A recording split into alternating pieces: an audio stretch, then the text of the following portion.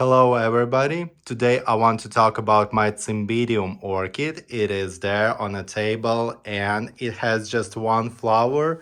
I will try to explain why it has just one flower. It is repotted. I repotted it about 6 months ago and it was an experiment. As you can see, it's a glass. There are no holes at all and I will show you how it's doing and how did it like.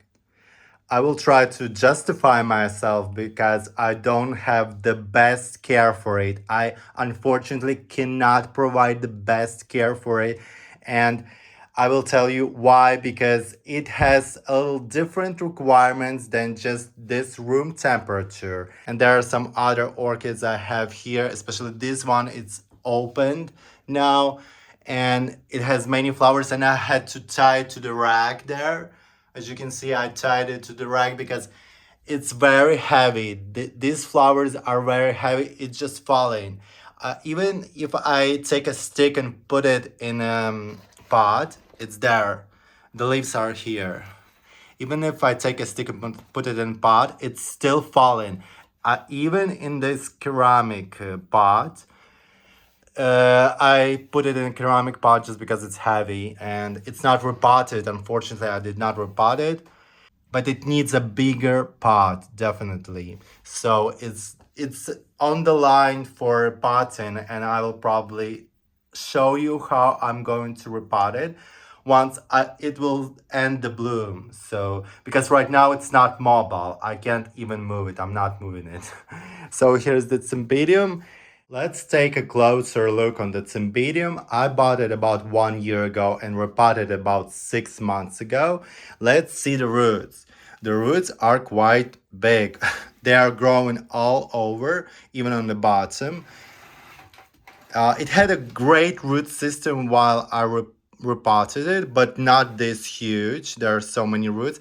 And Cymbidium roots are different from the Phalaenopsis. Even if they are green, that does not mean they don't need water. Actually, Cymbidium drinks quite a lot. So I think no holes is great for him. So I potted it in large pieces of pine bark and it's doing great. There are some moss here, but not much moss. Fern is growing as always.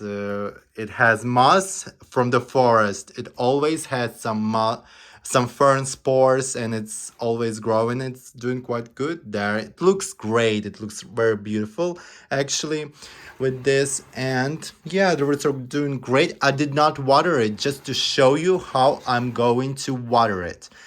That's why I did not. And there is seaweed is also growing there. These green spots here that prevents you to see the roots. And you can't really get rid of it. It is normal. It does not harm the roots itself. So I think it's normal. And by the way, Cymbidium, they usually don't pot it in glass. I mean, don't pot it in clear pots. But I did, and I like it.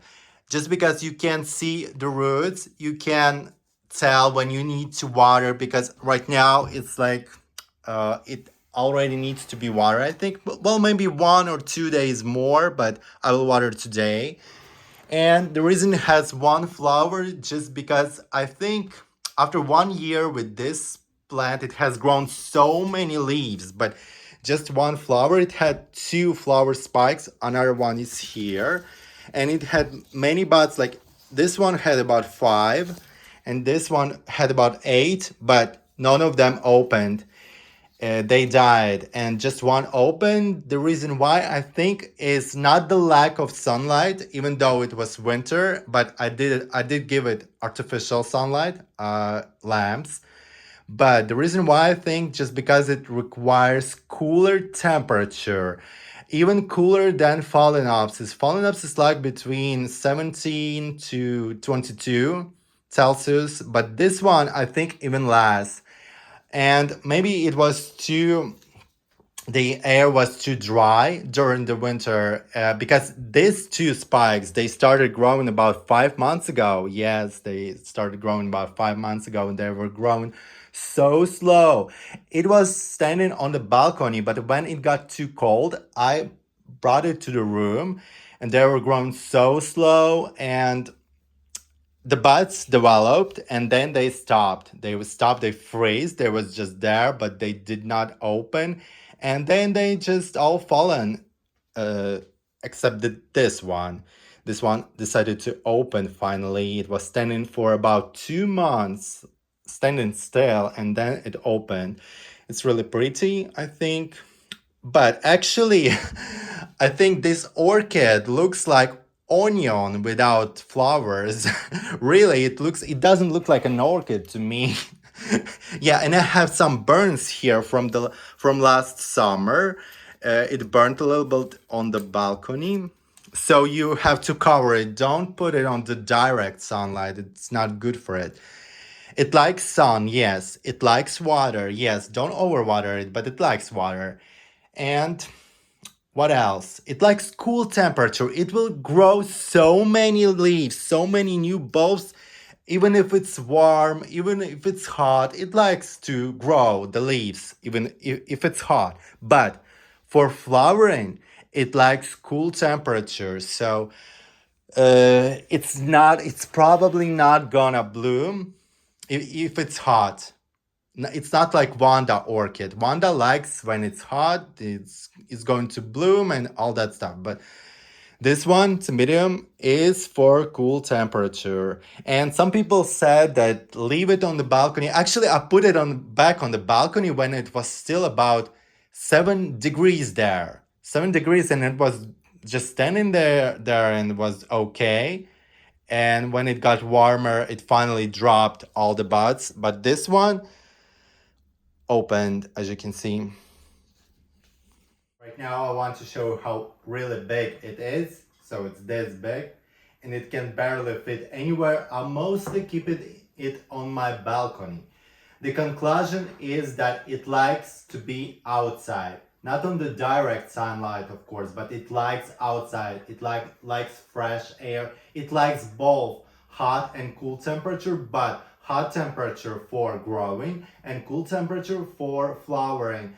And yes, it's probably not going to bloom when it's too hot. When I brought it on to the room, when it was warmer, it started growing flowers when it was still on the balcony in October when it was already cool on the balcony. And then when I brought it to the room, it was growing but very slow and finally stopped. And when it was on my rack, I did tie the leaves like this just to save the space because it is huge. And yeah, it's not good for the plant if you tie leaves like this. It gets less sun, but I had to. And right now I want to show you how I'm going to water it, and I also want to cut this burnt tips a little bit. I did cut some, but not all of them, and yeah, and also I want to cut this spike that already is like yellowish color. The Cymbidium is not like Phalaenopsis. By the way, here is a regular size Phalaenopsis, and here is a big size Phalaenopsis. It's big. Maybe if you see the contrast, it doesn't look big, but just because this one is huge. And the Cymbidium, after blooming, you cut the spike to the root because unlike Phalaenopsis, it's not going to bloom on the sides and it won't bloom here again on the tip. Like this one is blooming here again. This one is not going to bloom again. I think Cymbidium is mostly for advanced people. So I would suggest you to start from Phalaenopsis, and they are blooming more often. They are blooming almost all the time. If you have about 20 Phalaenopsis, like a half of them is going to bloom like all the time. And here's water. I'm not sure if you see me. I got the water ready, and what I'm gonna do right now is I'm going to fill the vase with water. I don't always do that. Sometimes, because the roots are growing to the bottom, sometimes I just add a little bit of water, just a little bit of water there in the vase. It's really huge. I think it can break the glass. When it's going to grow even more, it can break the glass. I'm adding to the bottom the water. a little bit, like 2 centimeters. And it's fine, yes, because the roots are on the bottom right now and they're drinking. But sometimes I like to fill it with water to give it more water. I'm filling the vase with water. Cymbidium likes water. It likes fertilizer. Just any fertilizer you have.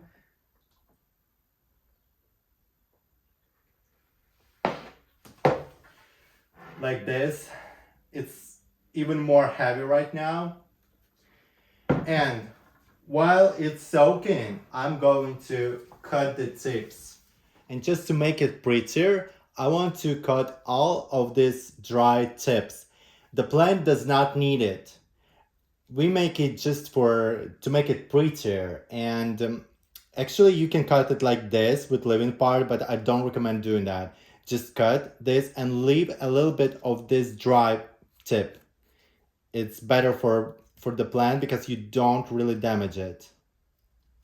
So I'm cutting like this. You can also cut it like triangle style to make it more natural. But actually I don't really care.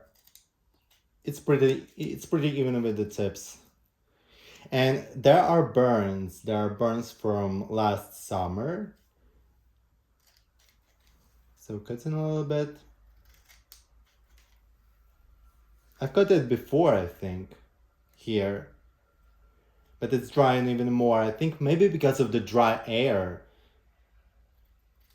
Well, of course, I cannot provide it the best care. I'm just doing it how I can.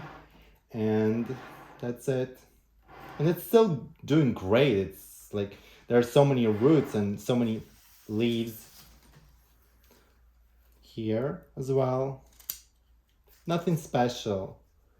And the fertilizer goes just a regular fertilizer. You have any fertilizer. I use just a regular fertilizer. It's 20-20-20 or 18-18-18. I prefer to use all season fertilizer. I don't use fertilizer for blooming. I don't really think it will make them bloom because the most important is light, temperature, and watering. So if you meet all these 3 requirements, it's going to be fine, even without any fertilizer. And I'm going to cut this flower spike that is no longer going to bloom. Actually, when I bought it, it had so many aphids on it. It was blooming, but it has aphids all over the flowers. And there were so many of them that when I was bringing it home, the aphids, they crawled all over me, like on my clothes and on my legs and the arms. There were so many of them. But aphids, I think they're the easiest because they're visible, you can see them, they're big, and they are not flying. So they're one of the easiest and they don't really do that much damage to the plant. Even if the population is high, they are not as dangerous as, for example, thrips. Thrips is very dangerous even if it's just started. And you can see the thrips. So thrips has so many advantages. I will take my tweezers. Tweezers are very handy working with plants. There's something.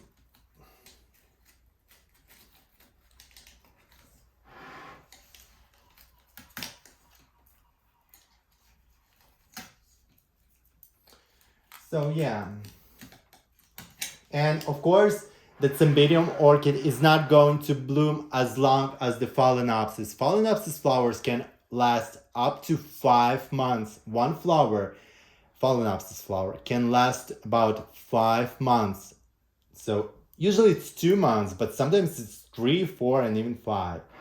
So, but this one, I think it's going to bloom a month or so. I don't really know yet. So yeah, and right now I'm going to drain the water by flipping it upside down. I decided to show you how I'm going to drain it. By the way, I bought it very cheap. I got it for about €3 on a discount. Yes, it was discounted and I got it very cheap. And that's why I got it, because actually I wouldn't buy it if it was too expensive. I'm not a big fan of Cymbidium. I'm mostly into Phalaenopsis. So I take the vase. Yes, it's heavy. And I flip it. I don't really need to hold anything right now because it's already been 6 months since replanted. It holds itself, it has many roots. Just don't forget to drain it. Don't leave it with the water there.